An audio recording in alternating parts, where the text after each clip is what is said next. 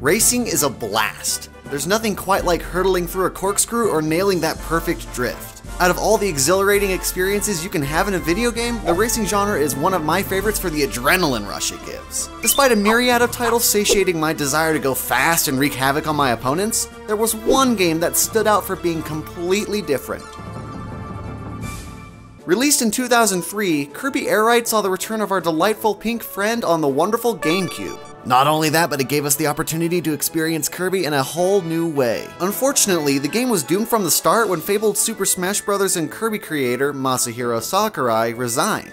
Citing a lack of freedom and the burden of creating more sequels, he left to work on new projects, leaving HAL with the future of Kirby in their hands. Sakurai didn't resign until after the game's release though, so at least there's that. The real problem was Nintendo released F-Zero GX, Mario Kart Double Dash, and Air Ride within the span of a few months. With Air Ride not providing a fresh enough racing experience in comparison, it was largely disregarded. This is a shame because it's a much better game than the review scores let on. Kirby Air Ride had much more going for it than simply being a generic racer. While the racing was fun, it was nothing to shout about. Instead, the game shines for two reasons. Before I get into the first reason though, it's important we outline the controls you see in other racers. The typical control scheme for racing games assigns the brakes and gas to their own buttons. Either it's 2 buttons on the front, or in more recent times, the trigger's on top. Now this scheme for most racing games is normal. It would be strange if you hopped in your ship in F-Zero GX and it just blasted off without a moment's notice. There's so much action going on that it would do nothing but frazzle. In those hectic scenarios, you want and need to be in total control.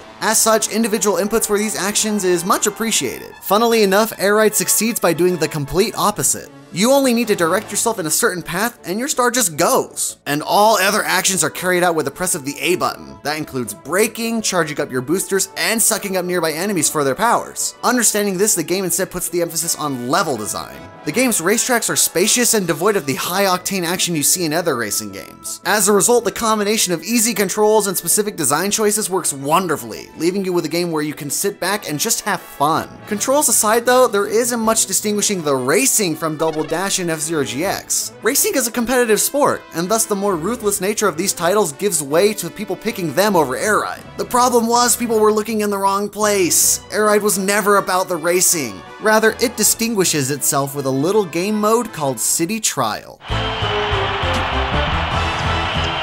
Everyone played this game mode if they owned Air Ride. The aim of City Trial is to find an Air Ride machine you want to use and then scour the city and surrounding environments for upgrades. These enhancements all increase the capabilities of your star, such as top speed, flight capabilities, and turning radius. In the meantime, there are opposing players trying to halt your pursuits and power up their own stars. Not only that, but there's a range of in-game events that can either help or hinder you. It can get all sorts of crazy in a hurry, and it's goofy stuff like bouncing items and finding upgrades on top of an alien spaceship that makes City Trial so charming. After the allotted time runs out, you're left with a head-to-head battle where you get to test your machines. Like the events during the trial, these battles vary quite a bit. Maybe you built up the Shadow Star hoping for a flight game, but you get the drag race and have no speed. There's an element of luck and planning ahead for whatever you might face, and that makes City Trial fair yet competitive. It's a free-for-all, and the hectic nature of this game mode is perfect for long play sessions with friends. This highlights the issue with Air Ride in the first place though. Nintendo and HAL should have designed and marketed it as a party game from the start, not a racing game. If they would have focused on how unique, exciting, and lighthearted City Trial is, maybe Air Ride would have gotten more recognition. It could have been free of being unfairly grouped into games that had superior racing from the start. Here's how I would have liked it to be. F-Zero GX is your hardcore racing experience. Mario Kart is your fun racing experience with friends, and Kirby Air Ride is more of a unique experience that happens to utilize vehicles. This goes hand in hand with Kirby games too. Kirby is a series that has always strayed away from standard gaming conventions. It's always strived to be something different.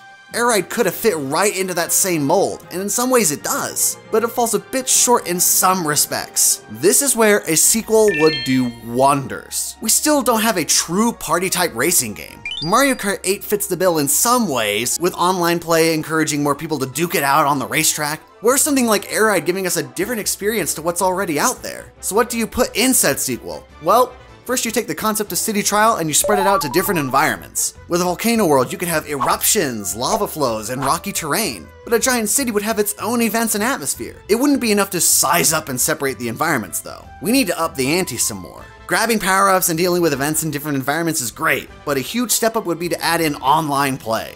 Playing with friends in City Trial is what made Kirby Air Ride so exciting. Problem was, in those days you could only play with friends if you could be all in the same location. On days where your few personal friends are busy, Air Ride becomes a much less attractive option. It's not that Air Ride stops being fun, it's just not the same. Where's the competition? And I realize this gets said plenty, but I swear to God, Nintendo, add online. It's 2014. Online play needs to be a staple of games that are set up to be fun with other people. The lighthearted competition that City Trial provides fits right into that, and implementing online capabilities would make it even more exciting. Just hop online and face off against anyone. While roaming around the map, fighting off friends, and nabbing upgrades is enjoyable, the culmination of your efforts is the cherry on top. That's where the competition comes to a head, and coming out on top in these trials is so satisfying. Air Ride didn't have too many challenges though. Drag racing, head-to-head fights, a lap around one of the game's racetracks. Now these are enjoyable, but there could be more variety for these post-City Trial challenges. For example, take one of the gliding games and raise the stakes. Instead of launching off of a ramp and trying to go the furthest, what if instead it was more of a pilot wings type minigame?